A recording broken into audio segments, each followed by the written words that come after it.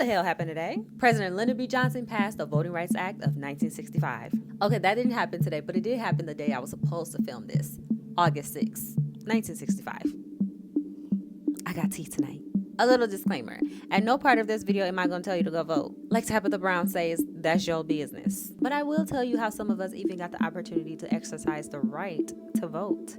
And it is indeed a right. You can fight me on that. Most people incorrectly think that the Voting Rights Act of 1965 gave African Americans the right to vote, but that would be the 15th Amendment. The 15th Amendment very clearly states, the rights of the citizens of the United States to vote shall not be denied by the United States or by any state in account of race, color, or previous condition of servitude. But see, white America has a problem. They aren't as good at following their own laws as they would like other people to believe. But most importantly, they hate to see African Americans thrive, so any law that helps the advancement of African American people is swiftly ignored. And the 15th Amendment was indeed ignored, especially in the South. So essentially, we needed a new law that would force white people to follow the previous law. Because when African Americans went to the polls to vote, it was like the 15th Amendment didn't even exist. White people did everything in their power to prevent black people from voting. From the grandfather clause to literacy tests to poll tax. Yes, poll taxes. Them people was asking for money to vote. Those discriminatory practices happened so often when African Americans went to vote that it led to this historic moment.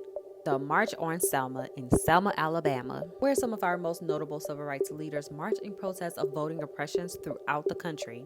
And if you don't know much about the March in Selma, leave a comment, I'll do a whole separate video. What happened in Selma wasn't pretty. After witnessing the treatment African Americans received while protesting their right to vote and a lot of lobbying by civil rights activists, President Lyndon B. Johnson passed the Voting Rights Act of 1965, which again is basically a law that told states that they have to follow the 15th Amendment. There were two sections in the Voting Rights Act of 1965 that helped the federal government ensure that states were following the law being the 15th Amendment. Section 5 was known as the pre-clearance process. This section said that some jurisdictions, typically the ones that practice heavy voter suppression, must get clearance from the Department of Justice or some court if they wanted to change any voting rules. This means that they can't just wake up tomorrow morning and ask you to count how many Jolly Ranchers are in a jar before you can actually vote.